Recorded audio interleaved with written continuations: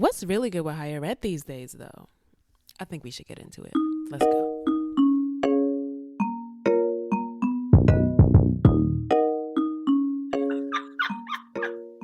Already with the foolery. Okay. Hi, y'all. Hi. Hello. I am so excited to have you two on here. And as you already know, this discussion is basically about, I haven't titled the episode yet, but it's basically going to be somewhere along the lines of the state of higher education in 2021. And I won't say America, but mostly I'll say North America, right? Yeah. So I will have each of you introduce yourselves. You do not have to let the people know which institutions you work for. We're going to keep all that information private, and you don't have to say what your last name is, because this is we're all professionals here, so they don't need to know all of that. But if you want to start, Jessica, and just share, who you are, what you do, and then you can also include the side hustles in there as well. Shameless plugs. Yes. My name is Jessica. I am a high school college counselor at a private Catholic high school in the Los Angeles area in California. So I work with primarily junior and senior students as they're getting ready to apply and getting all their applications in order and the entire college process I help them with. And then in addition to that, I am the owner and founder of Island Gal Fitness, which is an apparel line for women to celebrate their culture, their heritage, but also encourage and motivate fitness and a healthy lifestyle and active life. Hello, everyone. I'm Sai. I work in higher ed in Canada. So I work for a university. Specifically, I'm a recruitment officer. So my job is to work with Jessica's students to teach them a little bit about the school that I work for and explore their options within my university within Canada. So I thought that it was going to be a nice conversation because we had Jessica, who's basically funneling the students to you, Sai, and then you dealing with them when they get there. And then on my end, it's just dealing with them as high school and from a registration student information system perspective. So I was like, you know what?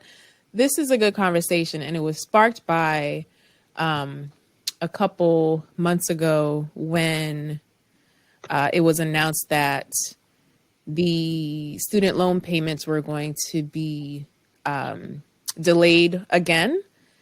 And then I had this whole Instagram post and poll from followers asking them, how they felt about education overall and how they felt about loans, and if they could do it all over again, would they go to college, period, or do they feel like they would have taken another route or just went into the workforce, right, to save coins and make coins. But I think that there's definitely pros and cons of each of that.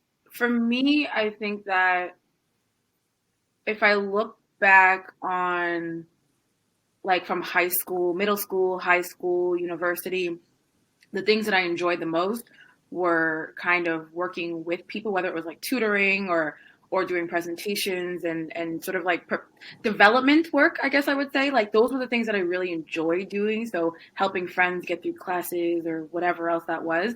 And so once I graduated university and started going through, different jobs and kind of seeing where I saw myself, private sector, public sector, whatever that is, I was like, okay, so what is the theme in my life of like things that have brought me joy? And it was helping people in like an educational setting. So that kind of is what brought me to education, because like previously I've been a high school teacher. And then once I sort of left the, high school and sort of like teaching students, I was like, okay, what is another way that I can still be part of the educational sphere, but I don't have lesson planning to do?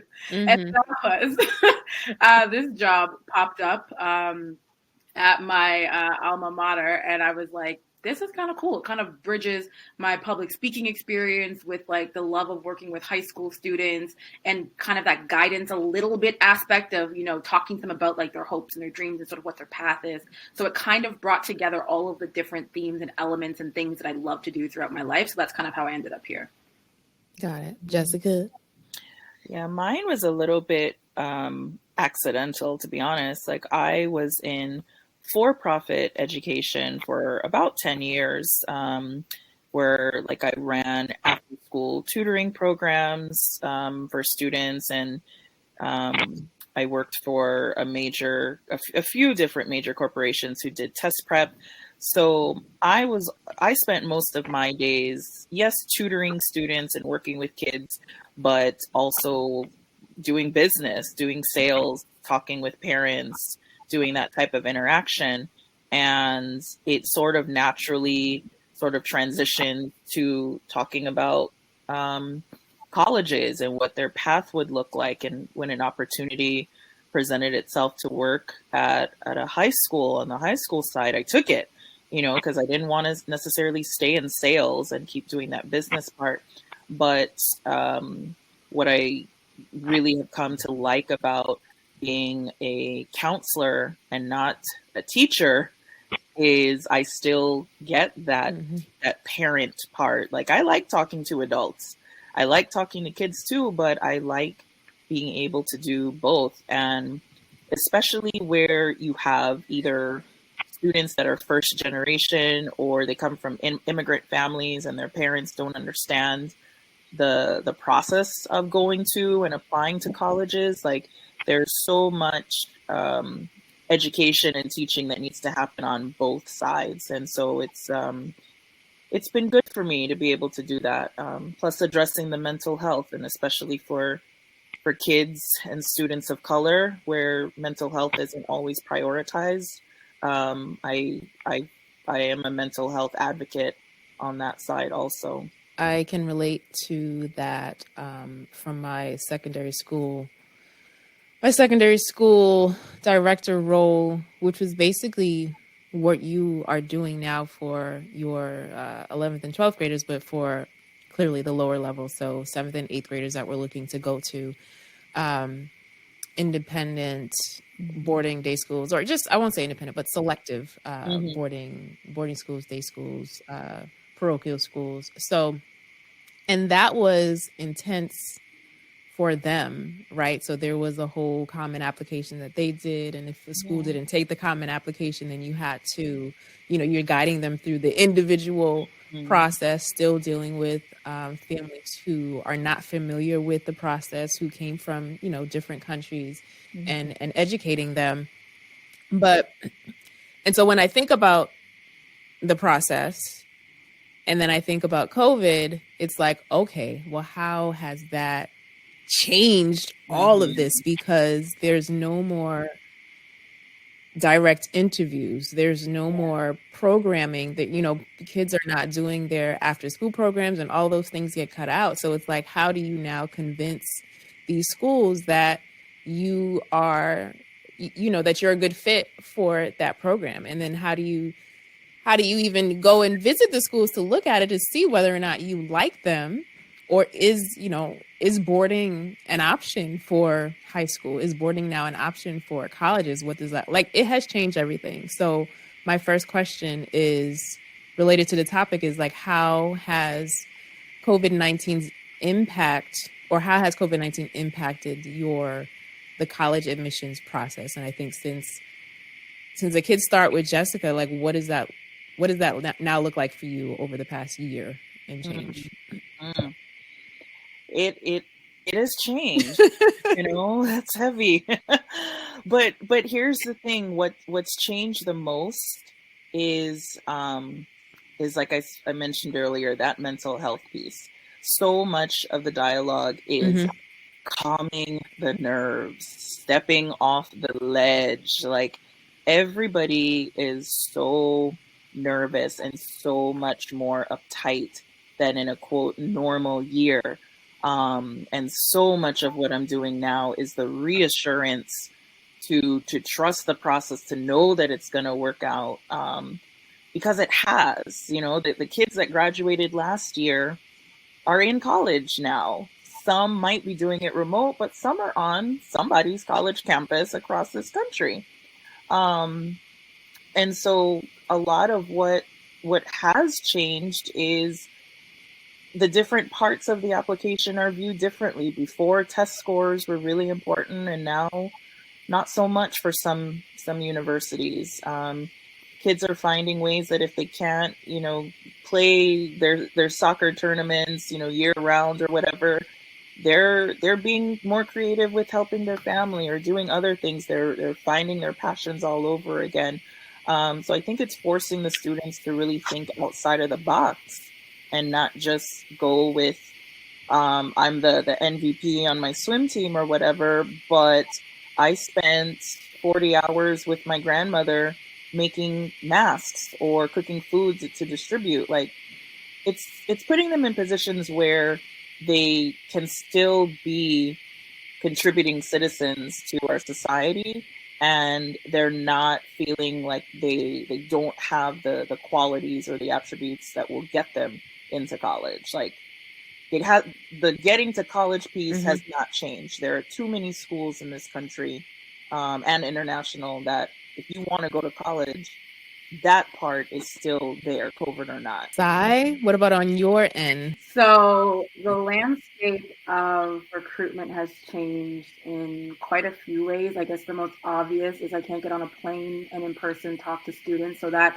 I used to spend, I think, at least like half the year in other countries. So in your lovely country of the US, that's one of the areas that I cover, as well as various countries within sub-Saharan Africa, so predominantly East and West Africa.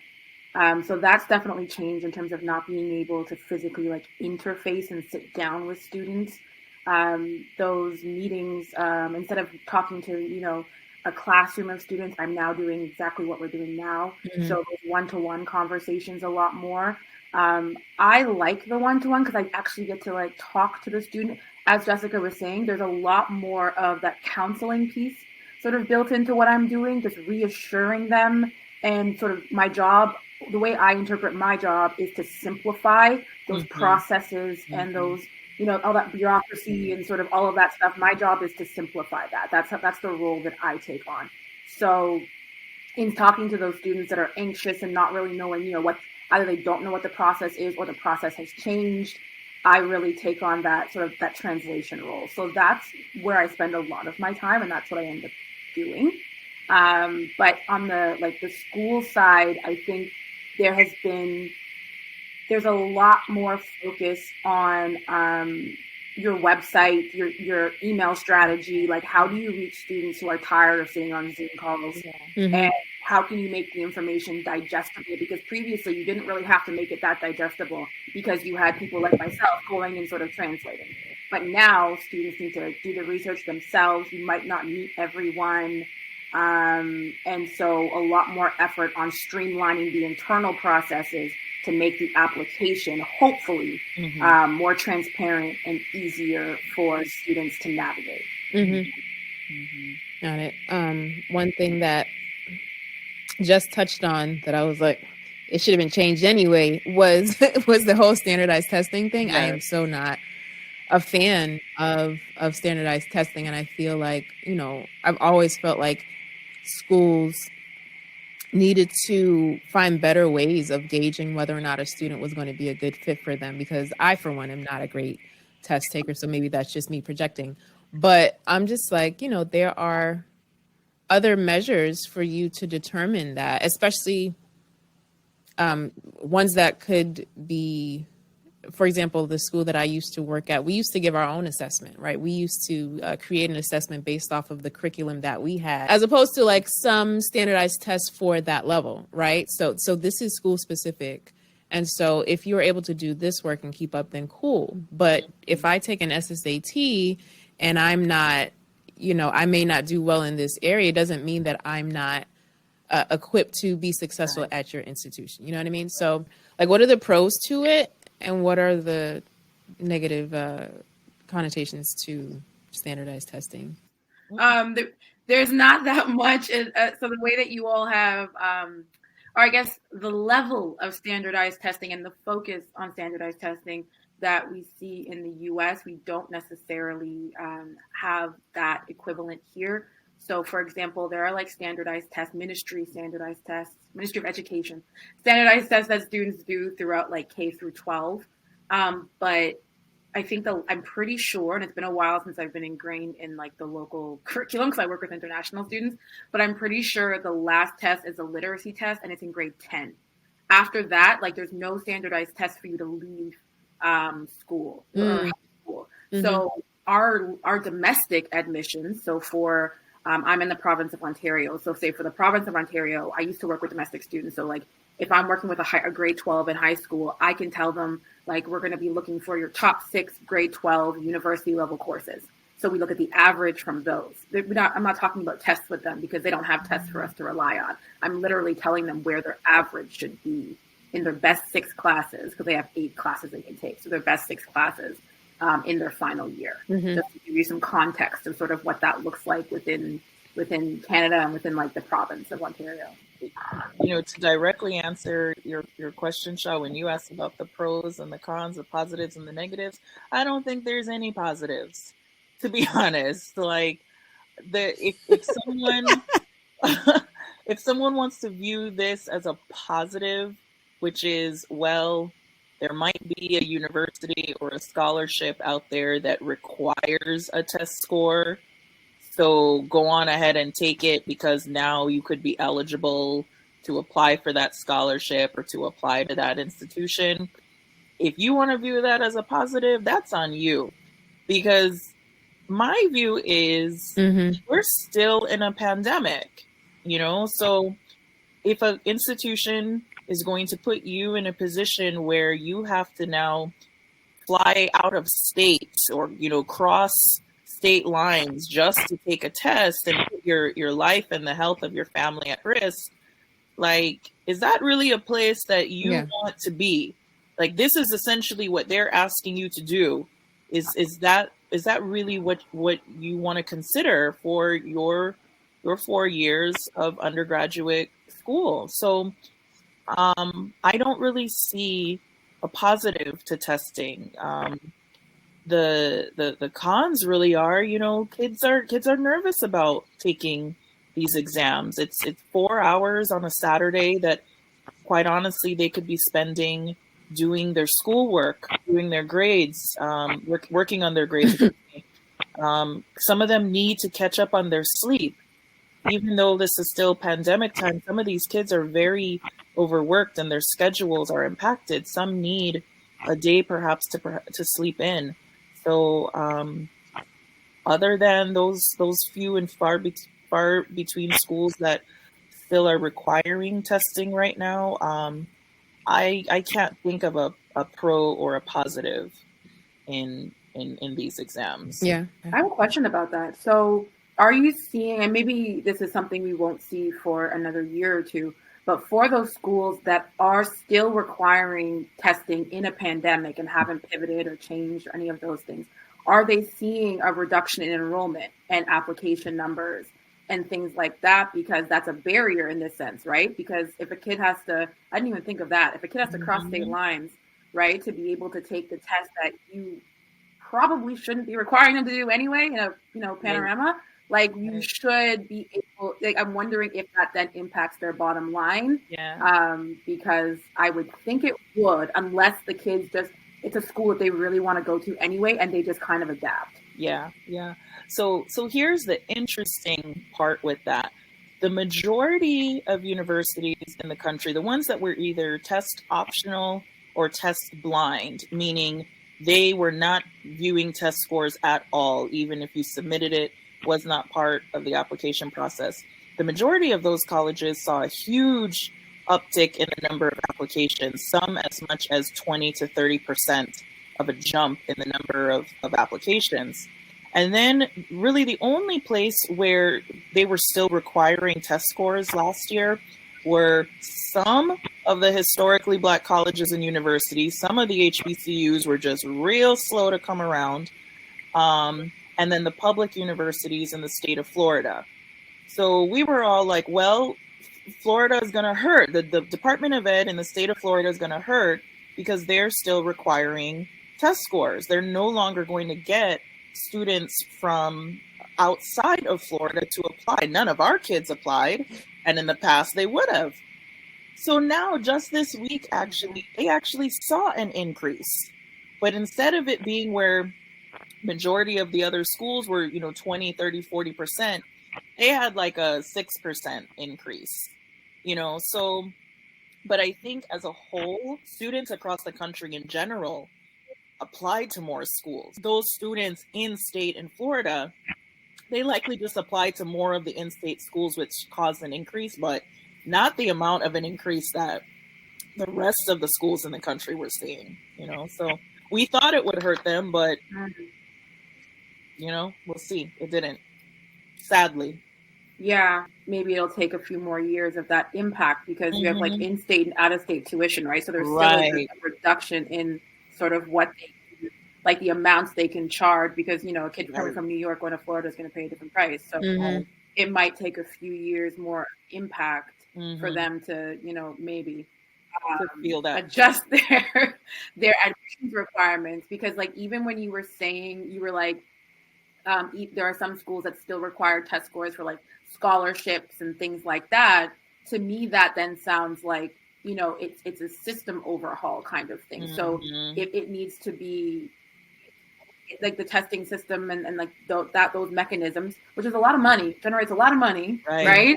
Those things then need to go because just because you change your admissions processes, that's great and all, but like we all know that it's a holistic process for students. They're not just looking at, okay, where did I get in? But they're also looking at what scholarships was I offered? What other things can the school offer? Like they're not just looking at one thing. They're looking at a whole like plethora of different factors, right? When they're choosing their school. So it's great and all that for admissions, y'all made it test optional or test blind or whatever the term is.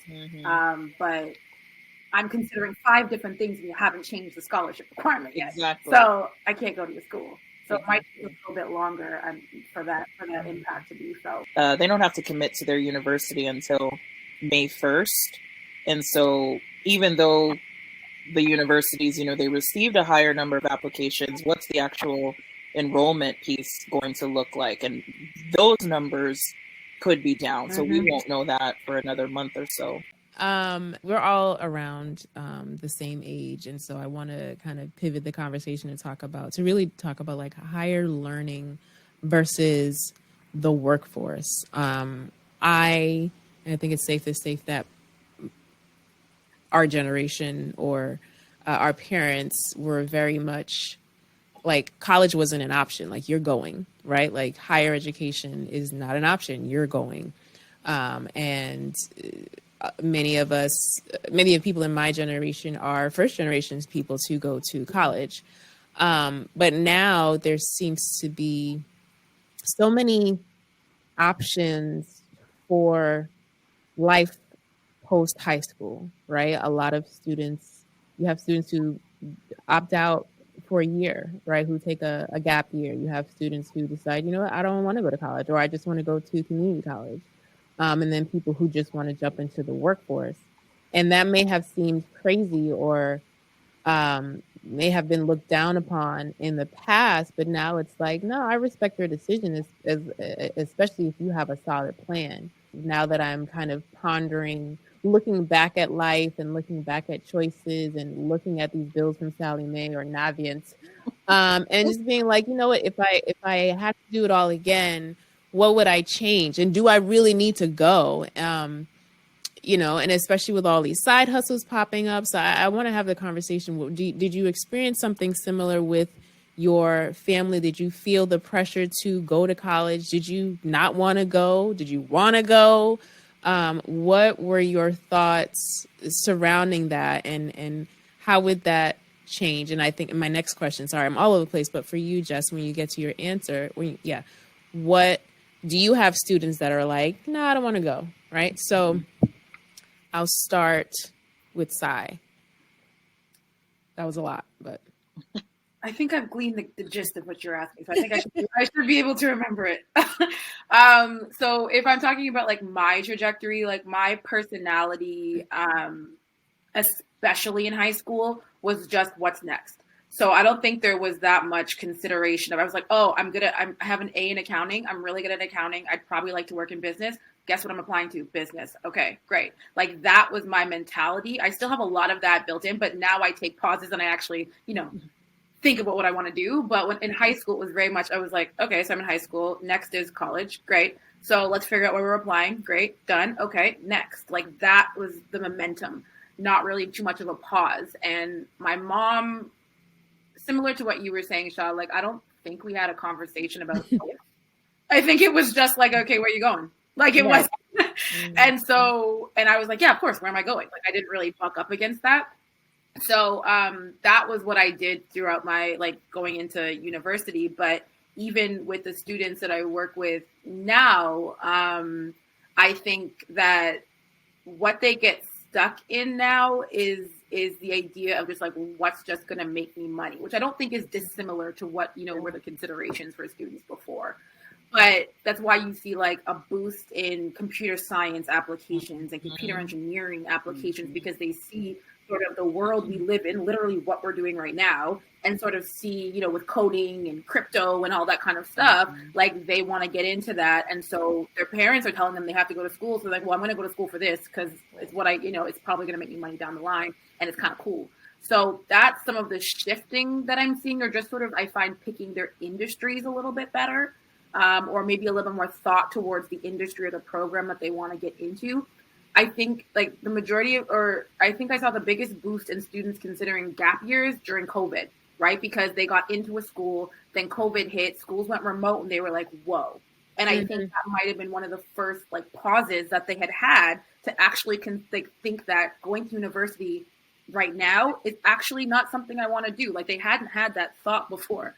And so I feel like as we continue with the next couple of cycles, we call them cycles, the next couple of years, that I'm going to have more students that are probably going to be thinking about actually weighing their options of, do I want to go to university right now? Because the grade 12s before them had to do that pause, which meant they had to do that pause, right? And so I'm thinking it's going, for me, for the students I work with, I think it's going to be a couple of years until I see an influx of students taking more of those gap years, or going to trade school, or just being like, I need to just step away and figure out what I want to do. I'm not just going to automatically go into engineering because mom says I should go into engineering. Right. Yeah, I would say my path was fairly similar. And I think, for all of us here where we have immigrant parents, and perhaps their path was a little bit different. They got out of school and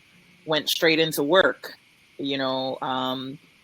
but definitely for me growing up, there wasn't like a heavy push or influence to go to college. It was like, that was just the natural next step.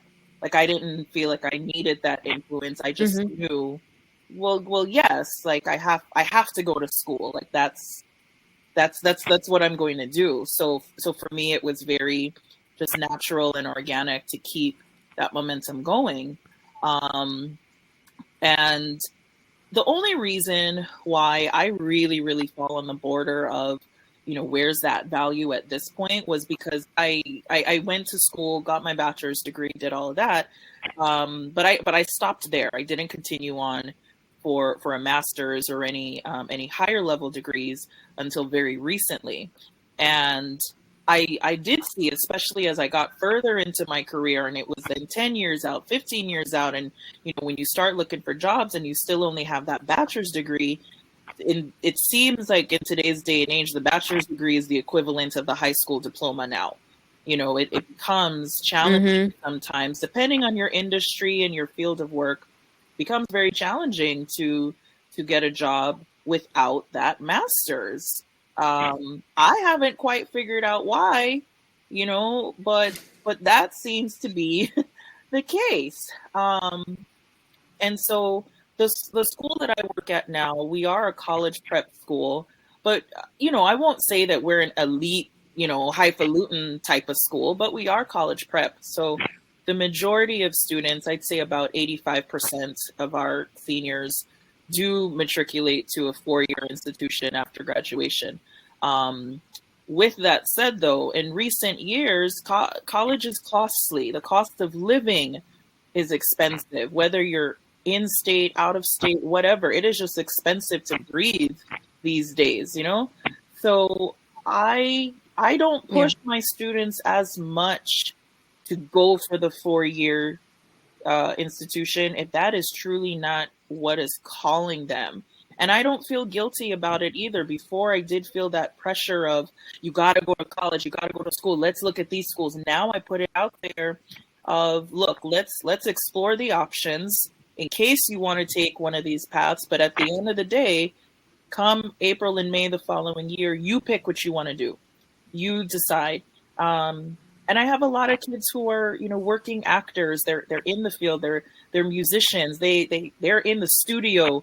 When I have those kids who, they're probably going to be okay without going to college, like, I just let them do it. Like, I'm a firm believer that there's so many paths to get to this quote success that they don't have to go to a university, especially if they're already perfecting their craft and they have things lined up. So I support. I think our youth, they need support more than anything.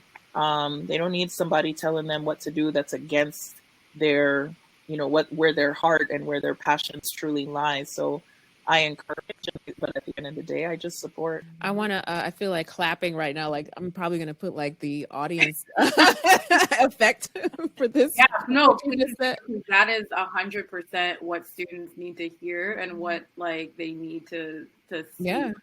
That kind of perspective is what needs to be modeled by like everyone, people in my profession included. Yeah.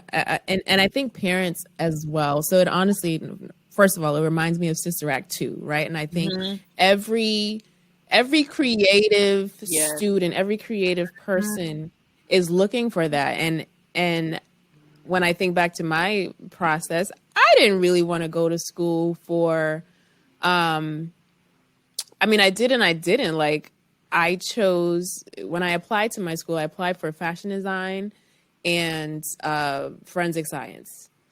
Fashion design, I know. And I was just like, I can just do this double thing. I love it. It sounded great, right? Very ambitious. And they ended up like scratching or doing away with the fashion design program. And so I was like, okay, well, I guess I'm just going to do this. But my heart wanted to do something creative, but I knew that, or I felt like, number one, my mother wasn't going to go for that creative, discipline. And number two, it was probably going to be a struggle for me to fund, for me to support myself, right? Like, it was going to be hard. It was going to be competitive, but then it was also going to be not a big money maker, right? And it would probably take years for me to benefit from that field financially. So there's a couple of things that you said. So yes, it reminded me of Sister Act 2 and the struggle for creatives and getting people to respect and appreciate and support you through that process of what you want. But also to the point that you made about the bachelor's degree basically bringing the new diploma, there is that.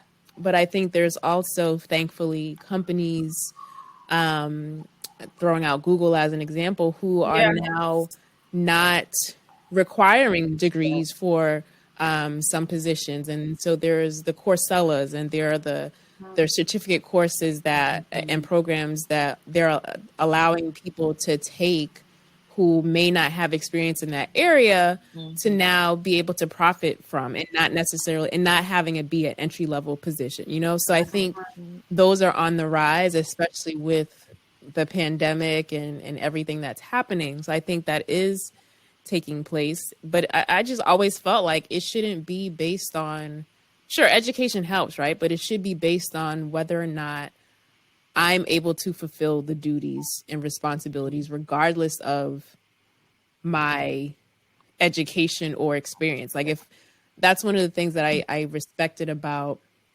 independent schools, is that whatever independent school I was at, like there was a teacher teaching, science or whatever, and they don't have a teaching cert, but they have all of this experience in the field, all this hands-on stuff that they can relate to the students.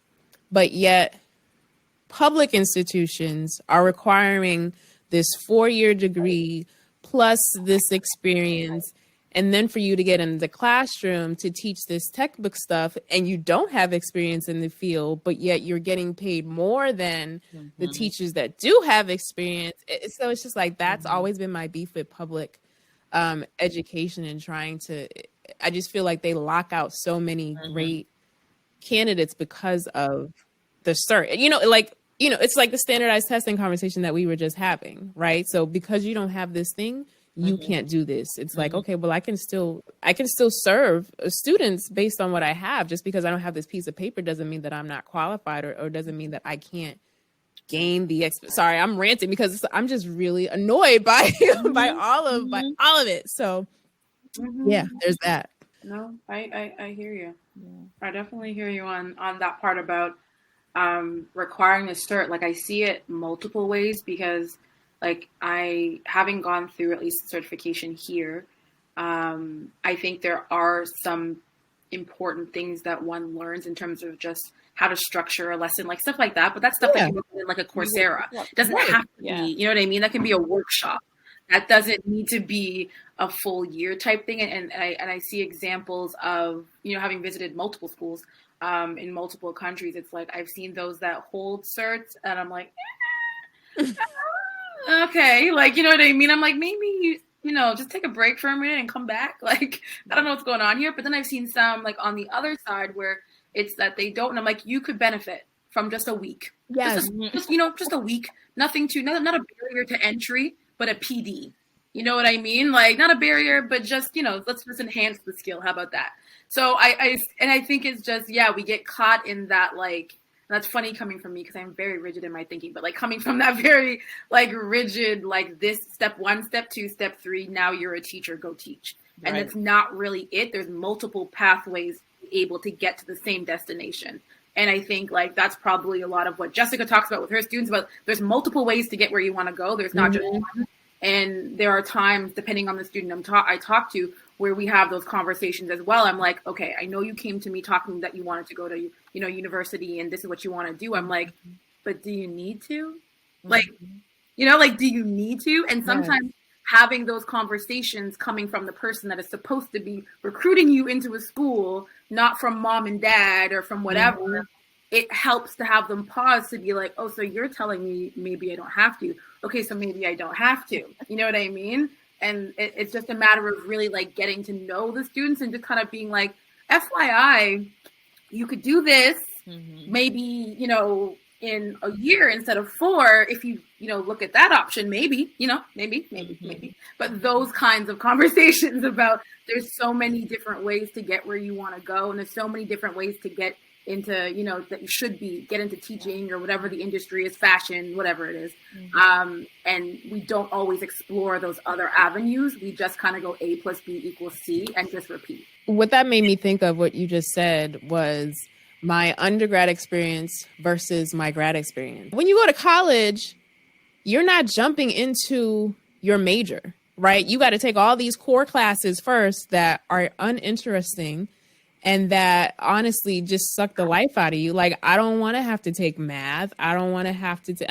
I've done this math in high school. What does this have to do with my major? Or why should I have to take, you know what I mean? Like, the fun things came with the electives. And so grad school for me, because every single class was targeted to what I was doing at the time in the schools, but also what I wanted to do. And like, I could literally, whatever I learned in class that day, I could take and implement it in the job the next day. And so I just feel like the stuff with college, I'm like, you guys are not making a good case, because like, I'm to the point where like, if my future child decides that, you know what, mom, I don't think I want to go. And I'll be like, as long as we sit up here and we have a plan and you explain to me what the route that you want to take and what your plan is, then I would be totally fine with that, because then I wouldn't have to pay for it, of course. But you're not. Just think about all the people who have switched careers, self included, haven't done it yet, but that's something that I'm thinking about, down the line. But I just feel like there's so many funds that could be saved, and lives that could be changed if things were just a little bit different, Well, and it's so interesting you mentioned that, because, I have a good amount of students that are interested in schools in the UK. And the UK system is very much like that. You jump right in. It is very hard to change your major. You can't come in undecided. You need to know exactly what you want to do. There's none of this. Maybe I want to do business. Yeah. Maybe I want to do dentistry. You better come in prepared to do business. And their programs are 3 years because they're so targeted. They're very specific and major driven. But then the pitfall is, the UK schools are still requiring test scores, so it's such a catch-22, but I feel sometimes like these poor kids can't win for losing. You have to just sort of be prepared to roll with the flow, because I don't think the U.S. University system will change much to accommodate that. But that's why it's important to have those passions, so that if you have to take a Spanish class your first year and you're an English major, you might just have to roll with it. And that's something that when I actually just last week talking to a lot of U.S. students, and a lot of my U.S. students apply to my school undeclared arts, right? Because they're used to being able to I have to choose.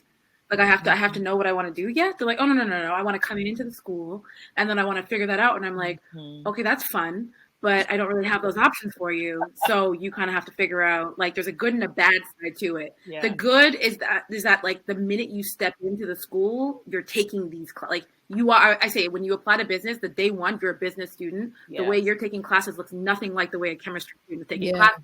I'm like, that's a pro and a con. It means you need to do a lot more research and work ahead of time. You can't just kind of show up and figure it out. But it also means that you're going to hit the ground running in terms of the classes you're going to take, and you're not going to be forced to sit through chem and math if you're a fashion student, right? It doesn't make any sense. And they're like, oh, so I don't have to sit through. I'm like, no, why would you do that? I'm like, if I had to do that, I would have failed. I don't do biology and chemistry. I don't do any of that. So it's, those are literally all the conversations I was having last week. It was the fact that no, you can't just show up and figure it out. But then also there's a pro side to that, of that you're going to be this, X student from the minute you walk into the school. But I see a lot of my American students, they still will apply because there's one or two little undeclared options within a specific faculty. So they'll still, instead of choosing psychology, they'll be like, no, I don't want to decide now. But I know I kind of want to be in this area, but I don't want to decide now. And that's part of the culture, right? Cultural differences between different countries and regions. But yeah, it was just really interesting you mentioned that, because I'm like, that was what I spent all last week talking about. What was I going to say? So I guess to wrap up, if each of you, let me see, drop 3 gems, 3 recommendations for students and families heading into the process. So just first, and then Sai, what are 3 tips that you would give to, and I feel like we just dropped some gems, but in addition to whatever we might have just said, what are things that you would recommend that people do before, I guess, starting the process, especially in this time? The first gem, I would say, trust the process. It really is a process. It is not a sprint. It's a marathon. Trust the entire process. The second would be communicate and be open and honest about finances and what is affordable and what is not affordable, both parent to student and student to parent. The third would be, it goes quick, so don't neglect the fun things in your life. Make time to enjoy just life, because high school and the application and the college process, it does go by fairly quickly, even though it seems stressful and it seems arduous. It is fast. So find the downtime to enjoy milk and cookies with each other, or tea and bread, or whatever. I guess those are really good. I guess my 3 would be, I guess the first would be, don't downplay the social aspect of whatever school you go to. So if you're talking to, searching on websites or talking to recruiters or whatever it is that you're doing, look at that social aspect, look at the student body, look at the clubs, associations, the things that they have, because going to class and going home is not going to serve you. And that's probably only going to be about 30% of your school experience anyway. The tribe that you build, the groups you get involved with, that's where you build your connections, and connections are what's really going to get you a job.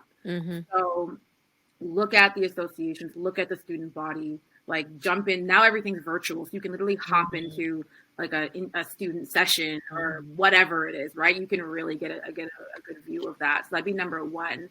Number 2, and this might be dependent on, this is dependent on, I guess, the program or the career you're looking for in the end. But I tell students, like, don't get caught up in minors. I've had about 6 or 7 jobs. Nobody's ever asked me what my minor was. Right. So I tell them, like, if you have electives that you get to take, don't worry about building those up to a minor. Nobody's really going to care. Take the classes you want to take, because those are the classes that might end up changing your trajectory, because you are exposed to something totally different, or they're going to be the classes you'll probably do well in, because those are the ones you really like and get to choose, or like they'll help supplement what you're already taking as your major. So don't get caught up in building a minor. Forget that. Just take the classes you want. And then the third is, I always tell students to reverse engineer their degree. So a lot of students want to go into medicine. I'm like, okay, great. So start from being a doctor, look at what those requirements are, make sure the med schools that you want to apply to or that you're kind of considering are meeting that requirement. Once you kind of shortlist what kind of med schools you want to go to, make sure the undergraduate degree is going to get you into those schools. And then for the undergrad, make sure the high school classes you're taking can get you into that undergrad. So fully reverse engineer what your end goal is, because I hate it and it hurts my heart so much when a student, especially if like they're a transfer student that have gone through high school, then college, then maybe they've come from another university and want to transfer over to mine, and I have to be like, I am so sorry. Like, what you've taken previously for the last 6 years is not going to get you into this program. That is going to get you into something else. Like, that breaks my heart on multiple levels, and I just want to give them everything I can. So I'm just like, that's one of the only things, or one of the main things I tell all my students. I don't care if you're in grade 9, grade 12, I don't care. Reverse engineer where you think you want to be. If you change that later, great, but at least you're on a path to prepare yourself to get somewhere in the shortest amount of time possible. Ooh, good tips. Good tips. And yeah, I like that. I like the whole reverse engineering thing, because it's true. And then it also helps them to decide whether or not they want to continue that route, when you have to realize how long, right, something like that takes. Especially medicine. All my US students want to go into medicine, and I'm like, okay, so let's sit down the timeline. Do you have a decade to give? Do you?